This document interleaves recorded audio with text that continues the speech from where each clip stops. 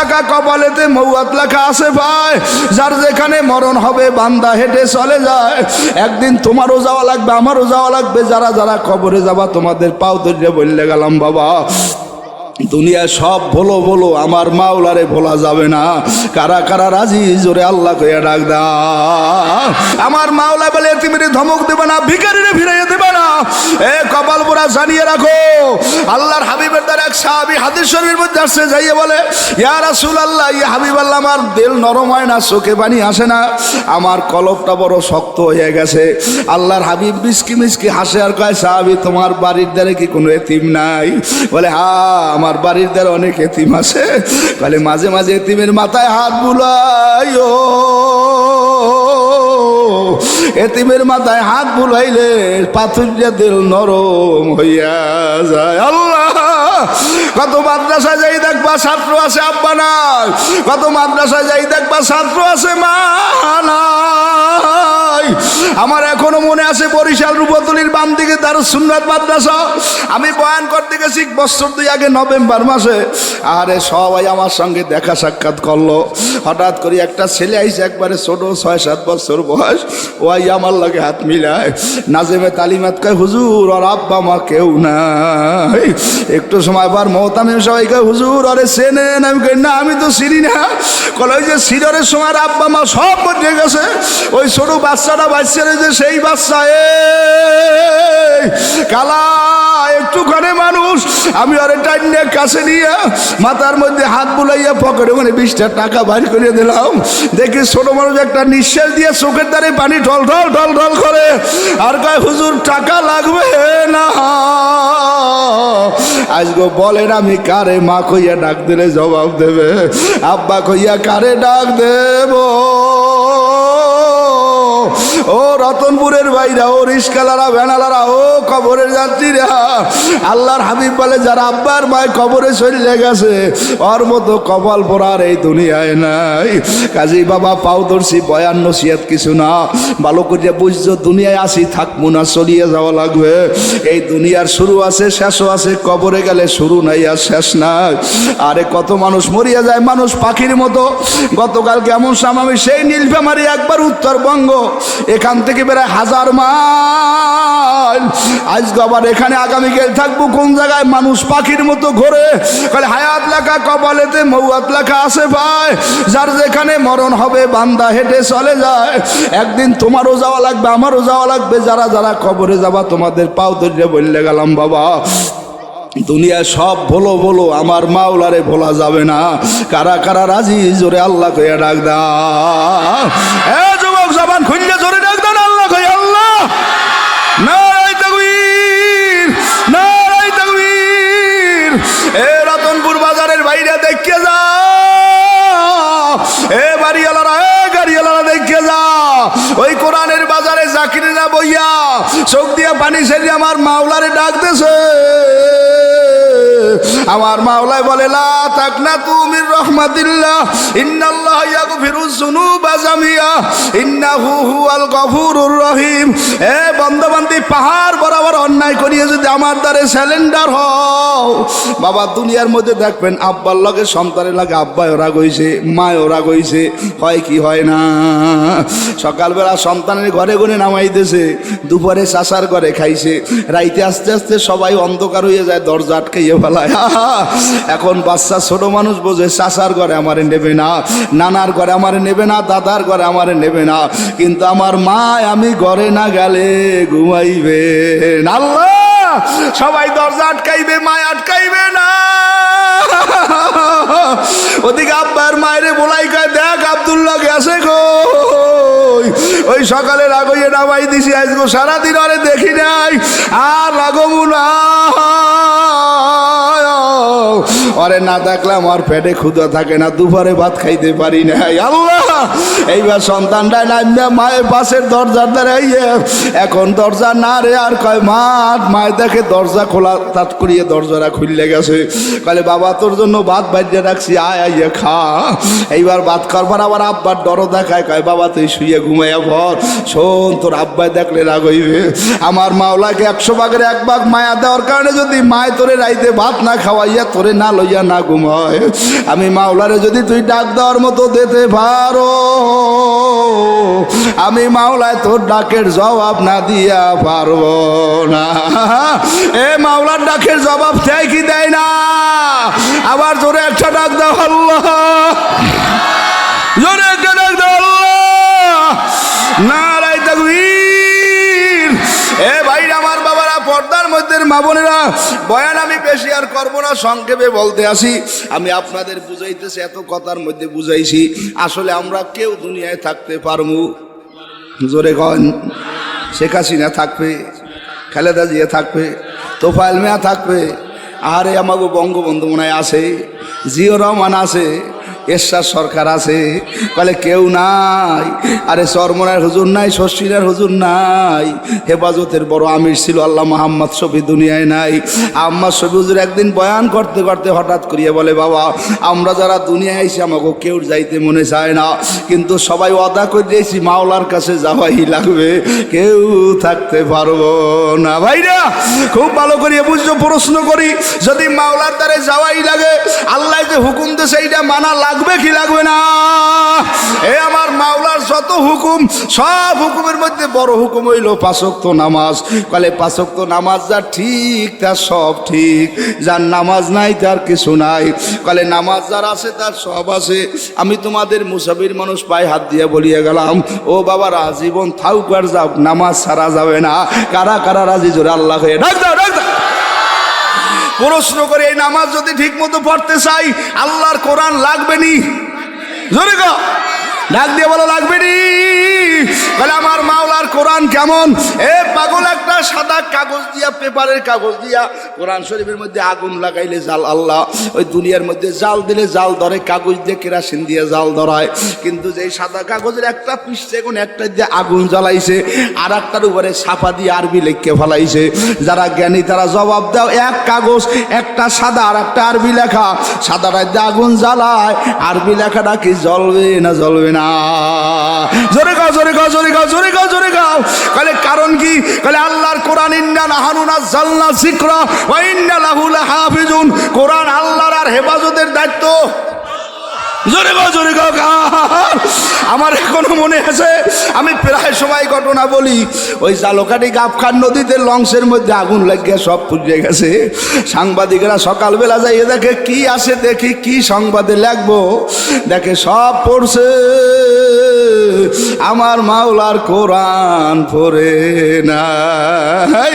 এক সাংবাদিক আর এক সাংবাদিকের ডাক দিয়ে কয়, ভাই কিছু লেখা লাগবে না, খালি লেখো জালকাটি গাবখান সেতুর নদীর মধ্যে সব লঞ্চে আগুন লাগিয়ে পড়ছে, আমার মাওলার কোরআনটা পড়ে নাই। বাবা ওই কোরআন পড়তে হইলে একটা স্কুলে যাওয়া লাগবে, স্কুলে যাওয়া লাগবে কোরআন পড়তে, ভার্সিটিতে যাওয়া লাগবে, বিশ্ববিদ্যালয়ে যাওয়া লাগবে, হাই স্কুলে যাওয়া লাগবে, প্রাইমারিতে যাওয়া লাগবে। কয় না, কোরআন পড়তে হইলে কোরআনের বাজারে যাওয়া লাগবে। কলে কোরআনের বাজারের নাম হইল মাদ্রাসা।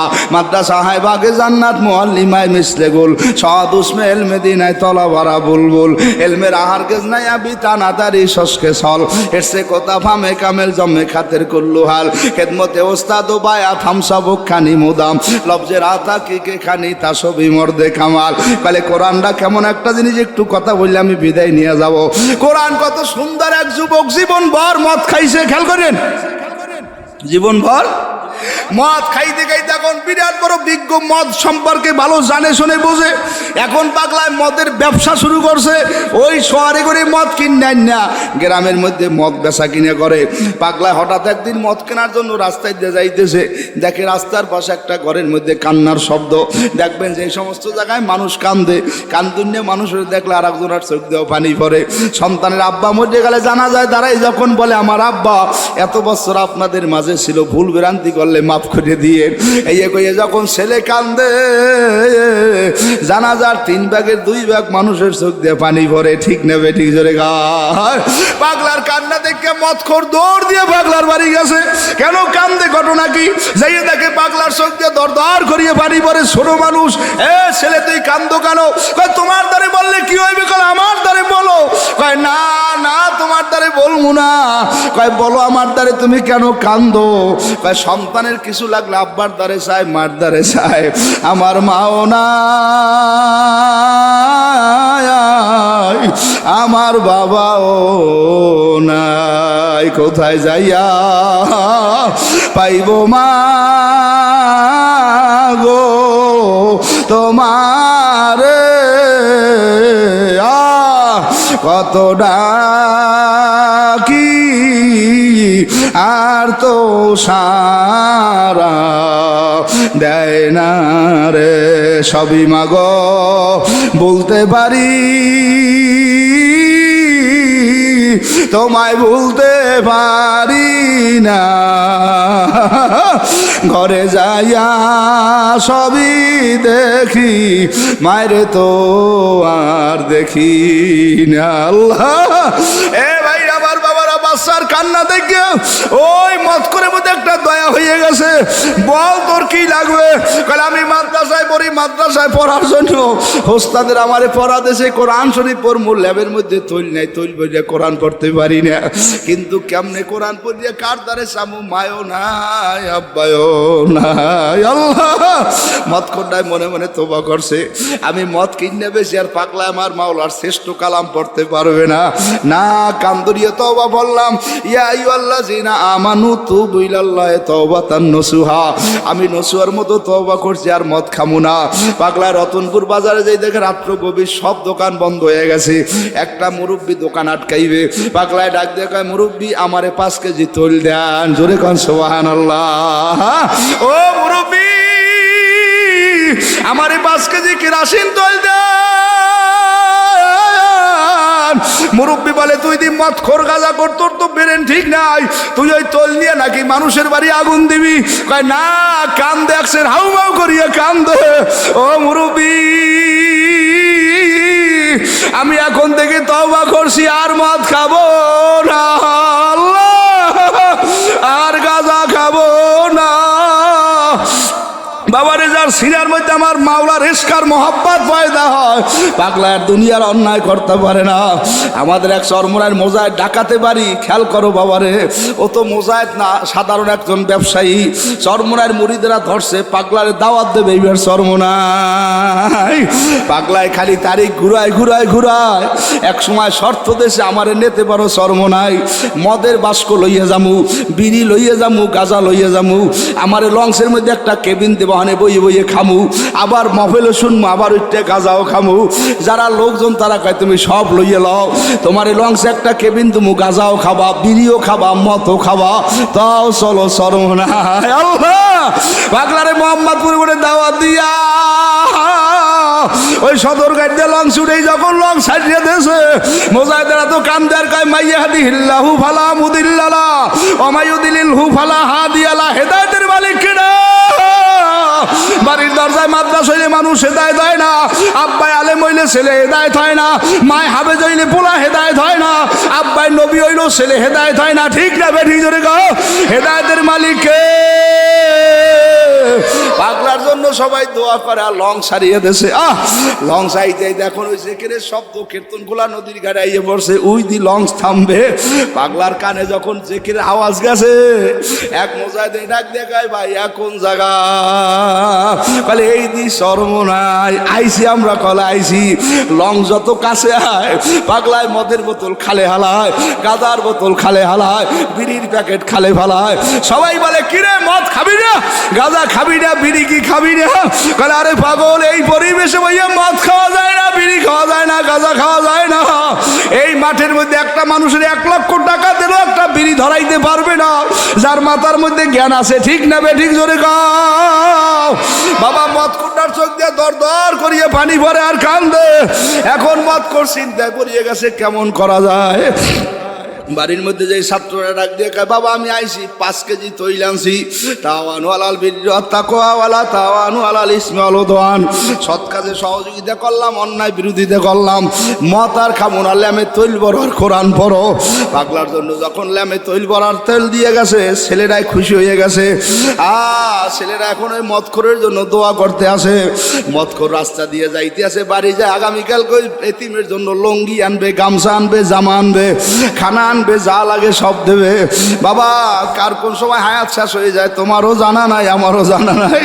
আমার বছর দিয়ে আগে এখনো মনে আছে, আমরা বোরানুদ্দিন না কোন জায়গায় মাহফিল করিয়া বোলার ঘাটে গেছে আমাদের বেলাল ভাই সাথে, রাত্র ভার পারামু, কুয়াশা মেঘাচ্ছন্ন। হঠাৎ করে এসপির উপরে ড্রাইভার বল, হুজুর কারো সঙ্গে যাওয়া লাগবে না, এখানে একটা লাশ আইতেছে, আপনি লাশের সঙ্গে যাইবেন। আমি বলে কোথার লাশ?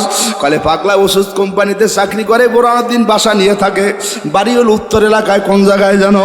6 মাসের একটা বাচ্চা, ওই বাসার মধ্যে বিবি আর বাচ্চা 2 জন। পাগলায় লাল মন কোন ওষুধ দিয়ে হাসতে আসে, ওই বোরানুদ্দিনে গাছের টেরাকের সঙ্গে বাড়ি খাইয়া জাগায় শেষ হয়ে গেছে। তার ওষুধ কোম্পানির লোকজনেরা লাশ লইয়াইতে আছে, পাশে চাইয়ে দেখি বউ কান্দে, আর ছোট বাচ্চায় তো ভালো মন্দ কিছু বোঝে না। আমি বললাম আইসে কামাই করতে, এখন লাশ হইয়া বাড়ি যায়। বাবা কে কোন সময় মরবা তোমারও জানা নাই, আমারও জানা নাই। ওই দাসকে মিজান ভাই আব্বাই লোকায় মাহফিলে রওনা করছে, আমার মামায় দুনিয়ার থেকে বিদায় হয়ে গেছে। আগামীকাল 9টার সময় জানাজা। একদিন খবর শুনবা মাওলানা মিজান আর দুনিয়ায় নাই, সবাই বলবে আর আবুল হাসান বুখারীর দাওয়াত দাও। আরে আমার নাম্বারে কল দেবে, দেখবে নাম্বার কেউ ধরে না, বন্ধ হয়ে গেছে। দললেও ছেলেবানেরা ধরিয়া কান ধর লইবে, আমার বাবা আর দুনিয়ায় নাই, আর কোনোদিন ভোলা যাবে না, আর কোনোদিন বয়ান করবে না। আজকে সারা দেশে গেলে ফজলুল করিমের পালা গুগু দেখি, ওই কালামানিক আর বাবারে কইয়া ডাক দেন আল্লাহ। ও ভাইরা আমার বাবারা, কবরে যাত্রীরা পাগলায় রাস্তা দিয়ে রওনা করছে, কত দূর যায়। হঠাৎ করে যাওয়ার পরে মালিকের হুকুম হয়ে গেছে, একটা সাপের কামড়ে দুনিয়ার থেকে বিদায় হয়ে গেল। বাবা কোনো মানুষ জানে না রাত্রে মারা গেছে। সকালবেলা যারা যারা দেখে পাগলায় মারা গেছে, সবাই খুশিতে বাক হয়ে গেছে। পাগলার জুলুমের ঠেলা এলাকায় মানুষ থাকতে পারে নাই। মদ খাইতো, গাঁজা খাইতো, হারাম খাইতো, মদের ব্যবসা করতো। এলাকার মধ্যে মিটিং হয়ে গেছে, আমাদের রহমা আল্লাহ রতনপুরের মধ্যে ওরে দাফন করতে দেওয়া যাবে না, ওই পাশে গঙ্গা আছে, নদীর পারে নিয়ে শিবপুরের চরে ওরে ফালাইয়া দেবা। সকালবেলা সবাই পরামর্শ করিয়া নদীর চরের মধ্যে নিয়ে ফালাইলেন। বাবা কেসা বলি না, ঘটনা বলতেছি, শুনাইতেছি, ভালো করিয়া শোনো। আল্লাহ কোরআন হাদিসের দলিল দিয়ে শুনাইয়া যায়। আল্লাহর বান্দায় যখন রাস্তার পাশে তার লাশ ফালাইয়া দিলেন, হঠাৎ 3 দিন পরে একদিন জুমার রাত্র, বৃহস্পতিবার রাত শেষ, শুক্রবারের রাত্র শুরু। দিনের পরে রাত্রে ইমাম সাহেব হুজুর মসজিদের কোনায় শুইয়া স্বপ্নে দেখে, হুজুর ওই শিবপুর ভাঙ্গার স্বরের মধ্যে আল্লাহর এক বন্ধু মরিয়া রয়েছে। আল্লাহু আকবার। আপনি তারে আনেন, সুন্দর করে গোসল করান, জানাজা পড়াইয়া আপনার মসজিদের পাশে তারে দাফন করিয়ে দেন। ইমাম সাহেব হুজুর মুসল্লিকে দাওয়াত করলেন। ইমামের দল একদল মানুষ আছে না নাই? একদল কপাল পরে ইমামের বিরুদ্ধে আছে না নাই? এই যারা জানিয়ে শুনি ইমামের বিরুদ্ধে করো, তুই একটা কপাল ভরা, কথা কও ঠিক নেবে। কপাল ভরা ইমাম তোর কত বন্ধু, কপাল ভরা তুই জানো না? মরার পরে তোর ছেলে গোসল করায় না, ইমাম গোসল করায়। কথা মরার পরে তোর ছেলে কাবুনের কাপড় কাটে না, ইমাম কাবুনের কাপড় কাটে। মরার পর তোর ছেলে জানাজা পড়ায় না, ইমাম জানাজা পড়ায়। মরার পর তোরে কবরে তুইতে ছেলেরা ডরের সরে নামে না, ইমাম সব কবরে নামে। দাফন কাবন করিয়া সবাই যার যার বাড়ি যায়, ইমাম দোয়া না করিয়া যায় না। 5 ওয়াক্ত নামাজে মসজিদ ইমাম দোয়া করে, শয়তানরা তুই দুনিয়ায় ভাই ইমামের বিরোধিতা করো, তোর মতো কপাল পোড়া আবু জেহেল এই দুনিয়ায় নাই। ঠিক না বেটি? জোরে আজকে দেখো ওলামায়ে কেরামের পক্ষে, কোরআনের পক্ষে, মাদ্রাসার পক্ষে, আলেমের পক্ষে হুঁশ থাকতে এদের বিরুদ্ধে যাব না। কারা কারা রাজি? ডাক দাও আল্লাহ আল্লাহ আল্লাহ। এ ভাইরা আমার বাবারা, কবরের যাত্রীরা, পর্দার মধ্যে মা বোনেরা, আল্লাহর বান্দার চোখ দিয়ে দর দর করিয়ে পানি পড়ে। এখন তো ইমাম সাহেবের দাওয়াত দিয়ে লোকজন নিয়ে সেই কবরস্থানের পাশে যায়। নদীর চরের মধ্যে যারা যারা আগে দেখছে তারা চেনছে না চেনে নাই? হুজুর আমাকে কোথায় আনছেন? এদি মদ কর, গাঁজা কর, হারাম কর, আমরাই তো সমাজে মনে তারাই দিছি। ভাই তারাই দেওয়ার যা কর, আমি তো স্বপ্নে দেখছি, আমি তো কিছু জানি না। এক মুরব্বী আঙ্কেল, বিজ্ঞ মানুষ, তিনি বলে, শোন, যে যত বড় অন্যায়কারী হোক, আমার মাওলার মাফ করতে সময় লাগে না। মাওলাই তো ঘোষণা দিয়ে দিয়েছে, আমি মাওলা দয়ার, আমি মাওলা মায়ার। সাবাকাতুর রহমাতি আলা গজাবি।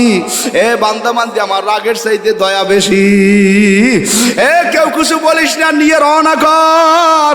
যদি ওর মধ্যে অন্যায় থাকতো 3 দিন হয়ে গেছে, পচে নাই, ফলে নাই, গন্ধ হয় নাই, গার মধ্যে মশামাছি পড়ে নাই, এখন আইনে তারে গোসল করাইয়া কাপড়ের কাপড় পরাই ইমাম সাহেব হুজুর হাতের মধ্যে মাইক নিয়ে বলো, ও গ্রামবাসীরা, পাগলায় মদ খাইছে আমরা সবাই জানি, কিন্তু আমার একটা আপনাদের কাছে প্রশ্ন, আর ভালো কোনো আমল কেউ জানেন কিনা? কেউ বলে না, আমরা কিচ্ছু বলতে পারি না। হঠাৎ করে এক পাগলায় বলে, হুজুর আমার একটা ভালো আমল জানা আছে। বলে কি? ওই বুড়া দোকানদার।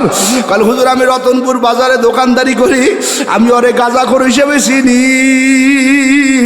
কিছুদিন আগে আমার দোকানে যেই 5 কেজি তৈল আনছে, আর আমাকে বলছে, ও মুরব্বি আমি এই তৈল আনলাম, আর কোনোদিন মদ খাবো না, গাঁজা খাবো না, আমি কোরআন শেখার জন্য তৈল দিয়ে সহযোগিতা করলাম। হঠাৎ করে ওই ছেলেরা, যেই ছেলেরও মদের বোতল আল্লাহ তৈল আউগেই দিয়েছে, ওই কোরআন পড়া ছেলে মাদ্রাসার ছাত্ররা ডাক দিয়ে বলো, ও হুজুর আমার দ্বারে মাইকটা দেন, আমি একটু কথা বলবো। কালে কি বলবা তুমি, ছোট মানুষ? ওই ছেলেরাই কান্দে, আর আমার মা নাই, আমার আব্বা নাই, উনি যারে কোরআন পড়ার জন্য তৈল কিনে দিয়েছে সেই ছেলে আমি। আল্লাহু আকবার। উনি মারা গেছে আমি জানি না, কালকে রাত্রে ঘুমের মধ্যে স্বপ্নে দেখি আমার যে লোকটায় তৈল কিনে দিয়েছে তিনি মারা গেছে। আমি হাউমাউ করে কানলাম। আমার একজনে বলে, কান্দো না, দেখো দেখো দেখো, তোমারে তৈল কিনে দেওয়ার কারণে আল্লাহর বান্দা জান্নাতের মধ্যে আল্লাহর নবীর সঙ্গে হাতে হাত ধরিয়া হাঁটতে আছে। ও ভাইরা, কোরআনের পক্ষে থাকতে রাজি আছি না নাই? কারা কারা রাজি? ডাক দাও, জবান খুললে জোরে আল্লাহ কইয়া ডাক দাও। বাবা একদিন তো ডাক আসবে, থাকতে পারবো না। এই জন্য এক পাগল কান্দে আর বলে, দুনিয়া পিছে গলে ভাই, মায়ায় বাদায় সংসার, মুদেলে আখি সবই পাখি, কে আপনার কে বাবন। কাজী বাবা সবাই সবার জন্য দোয়া করলো, সবাই সবাই মাফ করে দিও। এই মাদ্রাসার দিকে খেয়াল রাখো, মিজান বাইরে যখন প্রথম দেখছি একটা দাড়িও পাকে নাই, এখন দেখি দাড়ি পেরা সবই পাইকে গেছে। ওই সুবাদনান ভাই কত স্বাস্থ্যওয়ালা চেহারালা, এখন দেখি শুকিয়ে গেছে, 8টা সেকেন্ড হয়ে গেছে। আরে বাবা, কত মানুষের ডায়াবেটিস, প্রেশার, হার্টের লোক, রানসের লোক। আল্লাহ আস্তে আস্তে তোমার কবরের দিকে আগে যাওয়ার সময় হয়ে যাইতে আছে, কেউ দুনিয়ায় থাকতে পারবো না। এই জন্য সবাই সবাই মাফ করে দিয়ে আল্লাহর দ্বারে দোয়া করবো, আল্লাহ যখন আমাদের ডাক দেবেন আমরা যেন আপনারে না নিয়ে কবরে না যাই। আর মাঝে মাঝে আফসোস করবার, কানবার, বলবা সুখের বাড়ি, শখের সংসার সাজায়া যাইতে হবে,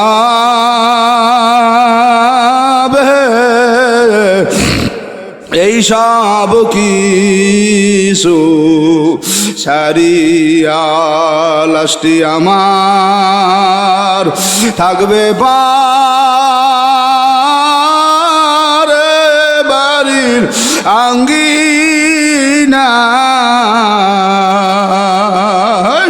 পাড়াবর্তী বেশিরা কাঁদবে আমি না থাকা। ভাইরা মাথা নয়া দাও, কার আব্বা নাই, কার মা নাই, কার জোরের ভাই নাই।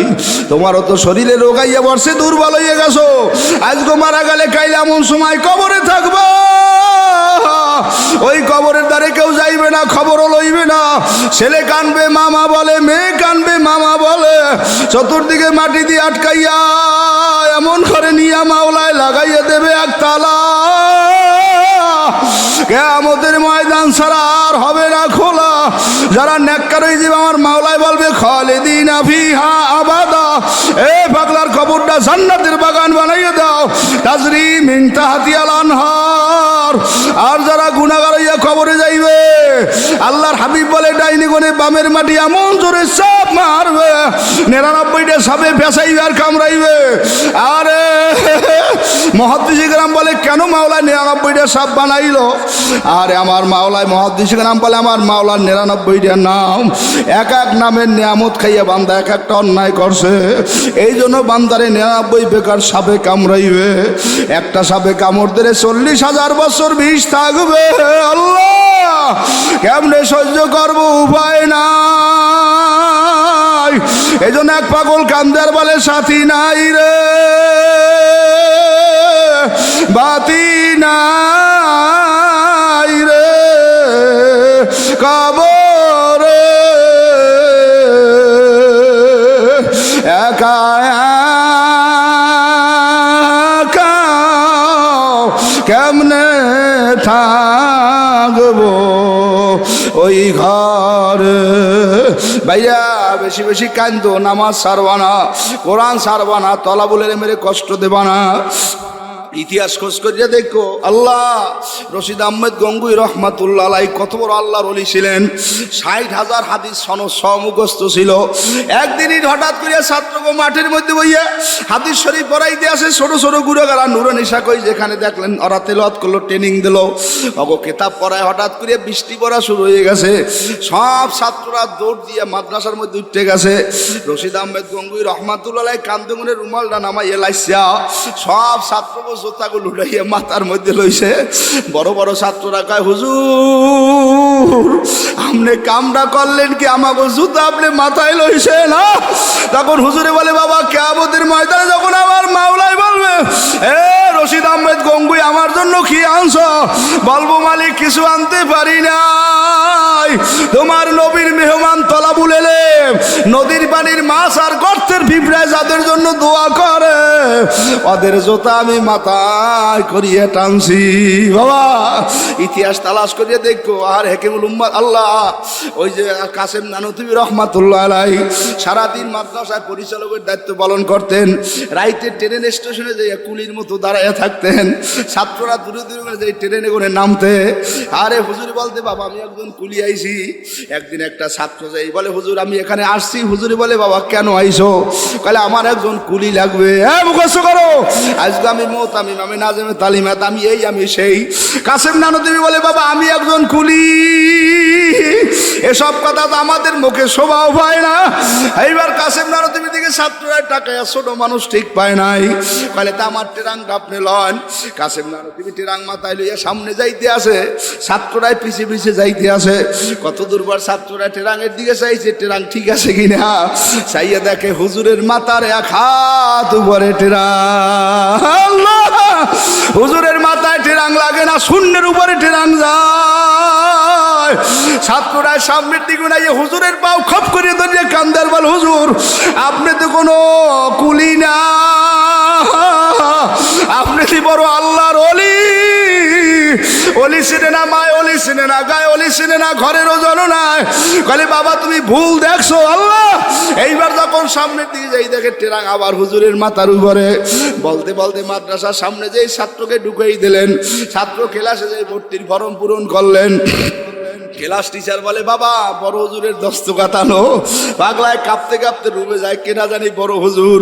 রুমের মধ্যে ঢোকার সময় চেহারার দিকে চাইয়ে দেখে আদি সেই হুজুরে, যে সকালবেলা আমার টেরাং মাথায় করিয়া টানছে। এইবার ছাত্ররা টেবিলের তলতে যাই হুজুরের পাও ধরে কান দেয়ার কয়, হুজুর আপনার মাদ্রাসায় আমার ভর্তি হইয়া লাভ না, আপনি আমার টেরাঙের খেতাব মাথায় করিয়ে টানছেন, আমি কি বেয়াদবি করলাম। রোশাল্লাহ হেকিমুল উম্মাহ আল্লাহ শাওয়ার আল্লাহ কাসেম নানুতুবি কান্দার বলে, বাবা তুমি কান্দো না, আমি তোমার টেরাং মাথায় করিয়ে টাইনে দোয়া করিয়ে দিছি। আমার মাওলায় তোমার পড়ালেখায় ভালো বরকত দেবে, আসো আমি দস্তখত দিয়ে দিই। বাবা কেমন সুন্দর একটা নিয়ামত রতনপুর মাদ্রাসা, বলার এমন কোনো জায়গা নাই। রতনপুর ছিলেন একটা গ্রাম। কাজী বাবা এই কোরআনের সাথে জড়াইয়ে থাকো, হিংসেরিয়া বাদ দাও। তুমি থাকবা না, আমি থাকবো না, প্রতিষ্ঠান থাকবে। ছাত্ররা তেলাওয়াত করবে, আল্লাহ গুনাহ মাফ করবে, জমিনের মধ্যে রহমত নাজিল করবে। হেকিমুল উম্মাত আশরাফ আলী থানভী বলছেন, যেই গ্রামের মধ্যে একটা কোরআনের মাদ্রাসা আছে, ওই গ্রামে একটা সেনাবাহিনীর ক্যান্টনমেন্ট। ঠিক না বেঠিক জোরে গা? সেনাবাহিনীর ক্যান্টনমেন্ট থাকলে গ্রামের মানের চোর ডাকাইতের ভয় নাই। যেই গ্রামে কোরআনের মাদ্রাসা আছে, বলো ওই গ্রামের মধ্যে কোনো ভয় নাই, টেনশন নাই, বিপদ হবে না, ঠাডা পড়বে না, আগুন লাগবে না, বন্যা হবে না। হেফাজত করার মালিক কে? জোরে বলেন কে? কাজী বাবা, আমি আপনাদের কাছে দোয়া চাই, দোয়া করি। এই মাদ্রাসা আমাদের মহব্বতের মাদ্রাসা, এই জন্য আমি আজকে নীলফামারী থেকে বড় সফর করে আসছি, আবার পটুয়াখালী যাব। এই মাদ্রাসার আসাদিজে কেরাম মোহতামিম সহ সবাই হৃদ্রতার সাথে মহব্বত করে, আপনারাও ভালোবাসেন। অজমা আবিল বড় বিষয় না, পাও ধরিয়ে বলিয়ে গেলাম, জানিয়া মানার চেষ্টা করবেন, আল্লাহরে নিয়ে কবরে যাইবেন। কারা কারা রাজি? জোরে আল্লাহ হইয়া ডাক দেন, নারায়ে তাকবীর।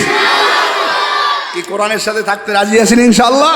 ভাইরা, নামাজ ছাড়বেন না, একজন আরেকজনে ডাকবেন, নামাজের দিকে বলাইবেন, কোরআনের দাওয়াত দেবেন। 2 দিন মাহফিল তো আমাদের ইসমাইল বুখারী কাশি নেবে বয়ান করবেন, আবার আগামীকালকে আমাদের হাসান জামিল হুজুর বয়ান করবেন। আলহামদুলিল্লাহ, রুহের খোরাক। অনেক ছাত্ররা ওস্তাদের আসছেন, বয়ান শুনলে কি হয়? পাথরের দিল নরম হয়, চোখ দিয়ে পানি আসে। অনেক জাকিরিনদের কারণে আল্লাহ পাক গুনাহগারদেরও নেককার হিসেবে কবুল করে। বলেন আলহামদুলিল্লাহ।